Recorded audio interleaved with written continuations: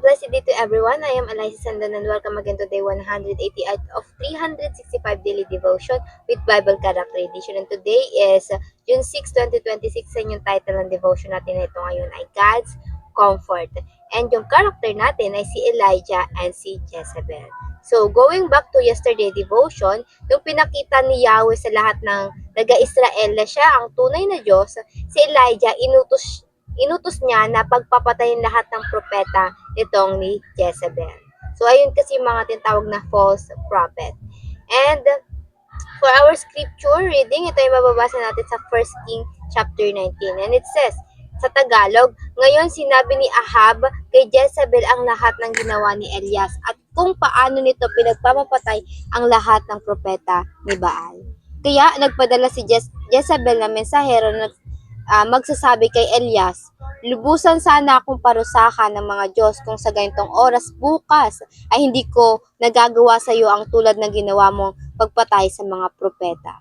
So nagkaroon siya ng death threat dito sa reyna ng Israel. And for our teaching for this devotion, number 1, fear and exhaustion are normal part of Christian experience. Ang mapagod at matakot ay normal part lang sa atin yan. Yes, it is very normal na minsan masabi mo na, Lord, kunin mo na lang ako. When you get the exhaustion from serving the Lord. It is not because you have a small faith, but because you did great for the Lord. Ito nga sa verse 3 to 4, sinabi dito ni Elijah, nung Elijah was afraid and fled for his life, tumakas siya nung narinig niya yung mensaheng iyon. He went to Beersheba, a town in Judah, and he left his servant there.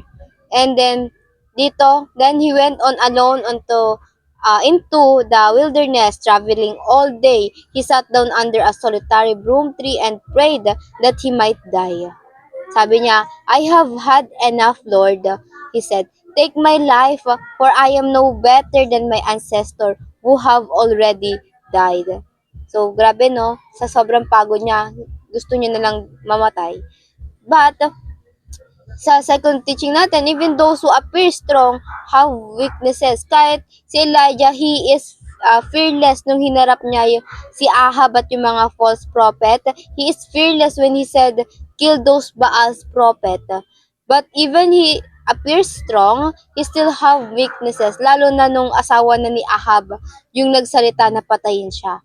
And that is the same with us today. Our spiritual leaders, or kahit tayo mismo, meron tayong mga kahinaan din. Kahit na gaano pa tayo kalapit sa Diyos, nagkakaroon pa rin tayo ng kahinaan. That is why we need each other and everybody para magpalakasan kapag tayo'y nangihina. We need the prayers of others, from others. And pangatlo, God's understand our pain and comfort us in our suffering. Ito yung kagandahan sa lahat ng paghihirap natin ngayon. God understand our pain. Hindi bulag ang Diyos or hindi nagdededma ang Diyos sa ating mga nararamdaman.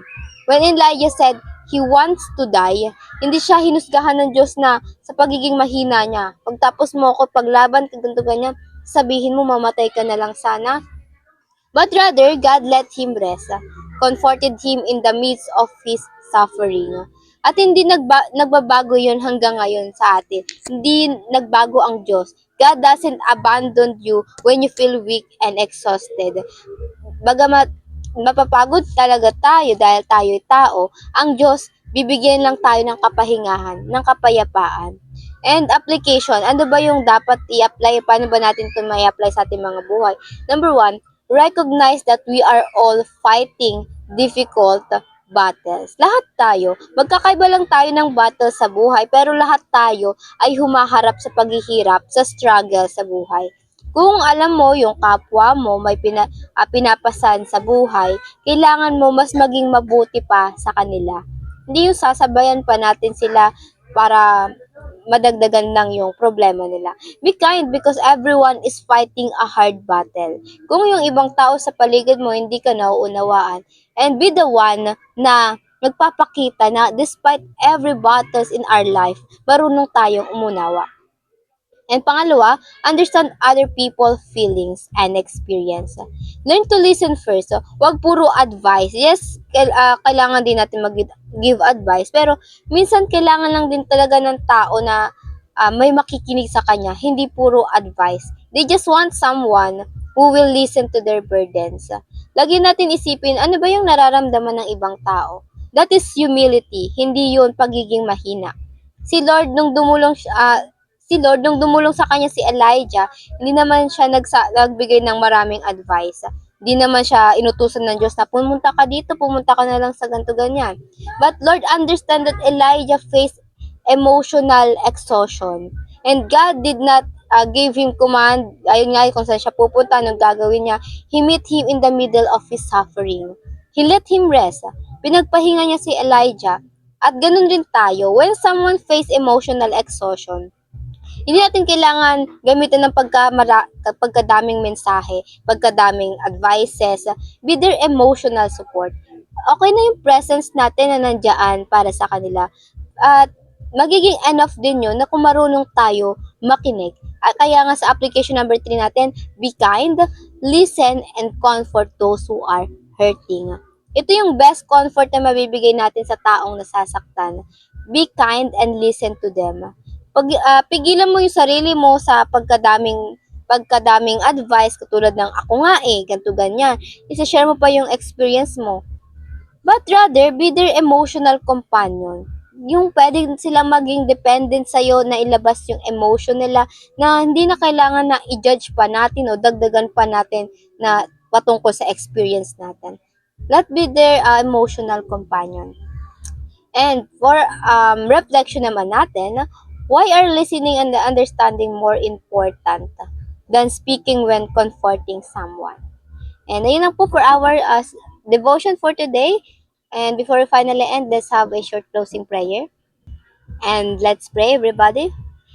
Our Father in heaven, we thank you and we glorify you, Lord, for this devotion, Lord God, na muli ay binigyan mo kami ng comfort, Lord God, through your words, through this devotion, Lord God. Maraming salamat sa mga ginagamit mo, Panginoon, at nagagamit mo pa, Panginoon, for your glory, Lord God. Lord, gamitin mo rin kami, Panginoon, sa marami pang bagay. And Lord, we want your comfort, Lord God, bagamat, Panginoon, hindi kami perpektong tao, Panginoon, na hindi napapagod. Lord, we know you know our heart, Lord God, the burdens in our heart, Lord God, and you know how to comfort us, Lord God. And Lord, patawarin mo kami sa aming mga pagkakasala, Lord. If we fall short, Lord God, patawarin mo kami at i-correct mo lang kami, Panginoon. Correct the posture of our heart, Lord God. Ayun lang po, in Jesus' name I prayed.